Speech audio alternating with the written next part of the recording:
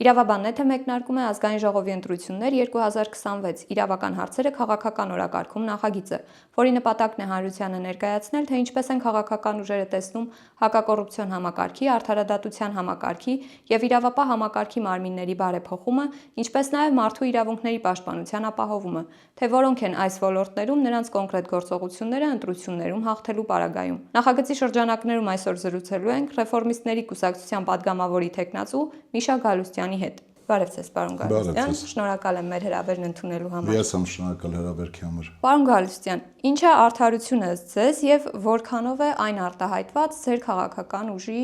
հայեցակարգում։ Շատ բարի։ Արդարությունը եւ անվտանգությունը մեր քաղաքական այն առանցքային գիծն է, որի շուրջ կառուցում ենք մեր գործունեությունը։ Եթե վերցնենք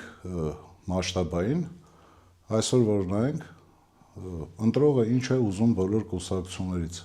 ուզում է արդարություն, ուրիշ ոչ մի բան։ Դրա համար մեր բոլոր կետերում մենք շատ առանցքային անցկացնում ենք արդարության այդ հասկացողությունը։ Ձեր գնահատմամբ այսօր քաղաքացին կարող է իր իրավունքները լիարժեք պաշտպանել դատարանի միջոցով եւ արդյոք ունենք անկախ եւ վստահելի դատարաններ։ Չէ, ասի որ ունենք լիարժեք ազատ եւ վստահելի դատարաններ, ինչ որ մի չափով փորձարվում է, բայց համենայն դեպս դատարանները կաշկանդված են, ես չի ասի, թե իշխանության կողմից են կաշկանդված, որովհետև իրավական համակարգը դատախազությունը, դատարանները, ոստիկանությունը, իրենք մի կառույցներ են իրար հետ փոխկապակցված, որոնք որոշ չափերով կարող են նաև խոչընդոտ հանդիսանալ լիարժեք,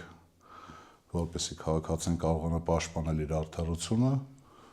դրա դեմ պետք է պայքար արվի։ Դրա դեմ պայքարը որն է, պետք է թափանցելիություն լինի։ Թափանցիկություն այդ համակարգերի պետք է լինի մաքսիմում։ Մարդիկ պետք է հասկանան, թե որ ասենք ոստիկանությունն կան ինչ է շարունակությունը, դատախազության վարույթների, քննչականների, մարմինների վարույթների դեպքում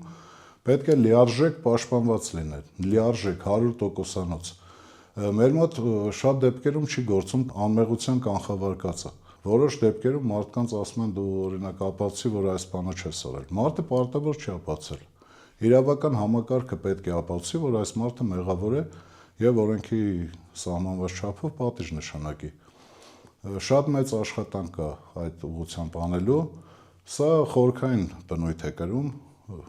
կապված չի, ասենք այս կամ այն իշխանության հետ, մի քիչ խորքային բնույթ է կրում, նաև դրա արտահայտությունը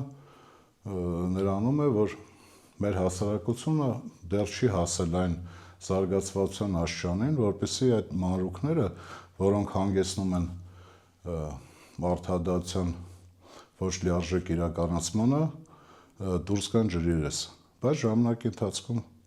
կգանք այդ օրը կհասնի։ Որոնք են ձեր քաղաքական ուժի նախընտրական ծրագրի հիմնադիրույթները այս ոլորտում։ Բարձրացնել թափանցիկությունը։ Դա ամենակարևորն է։ Մարդ պետք է ցանկացած սֆերայում պետք է թափանցիկ լինի աշխատանքը, գործունեությունը, որպեսզի մարդը նաև կարողանա ինքն իրեն պաշտպանել։ Արդյոք համարում եք, որ Հայաստանում գոյություն ունի կոռուպցիա, թե ոչ։ Միանշանակ, կոռուպցիան միշտ էլ եղել է, միշտ էլ լինում է, բոլոր իշխանությունները սկսված առաջի անկախության օրվանից ինչ որ չափով փորձել են պայքարել, որոշ չափով հաջողվել է, գոյություն ունի։ Հիմա որ ասենք գոյություն չունի, սուտ կլինի։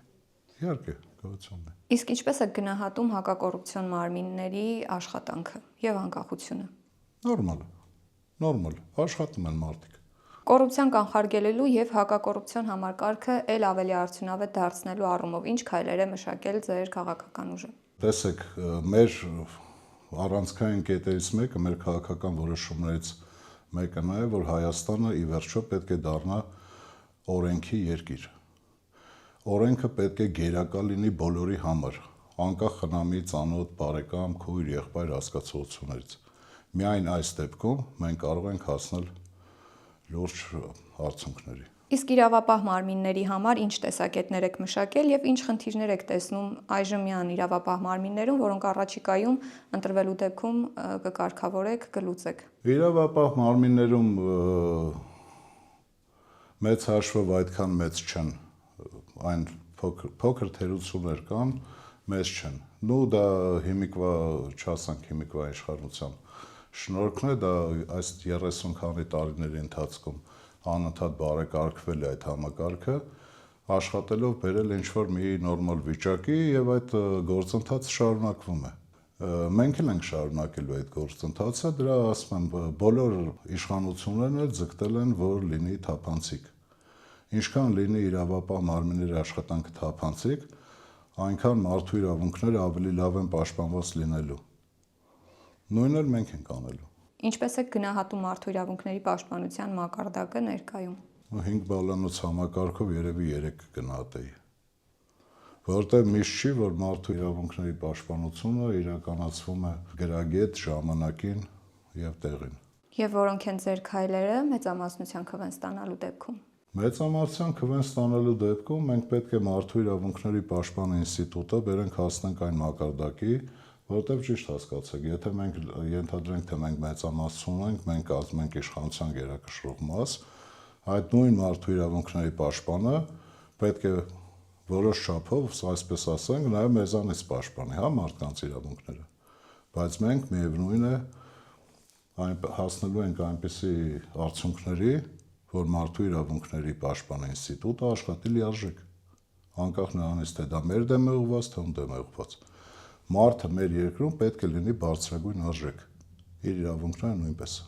Իրավական բլոկի հետ կապված ասելիքներ շատ կան,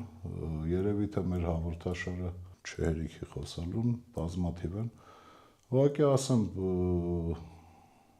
մենք աշխատելու ենք այս երկիրը դարձնենք օրինական երկիր, կարգապահ օրինական երկիր։ Միայն օրենքի ուժն է, որ բոլորին դարձնում է հավասար։ Այսօր այն մարդիկ, ովքեր ազգային ժողով գալ իրենց համար դարձրել են ինքնանպատակ, շատերի համար դա ուղղակի նրա համար է արվում, որպեսզի օրենքից մի փոքր բարձր կանգնան։ Բայց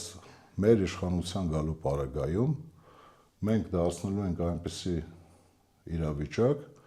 որ նույնիսկ իշխանությունը ենթակա լինի երկրում գործող օրենքներին։ Բոլորի համար օրենքը պետք է լինի հավասար։ Շնորհակալություն, պարոն Գալուստյան։ Ես եմ շնորհակալ ձեզանից։ Մեր հյուրն էր Ռեֆորմիստների կուսակցության падգամավորի թեկնածու Միշա Գալուստյանը։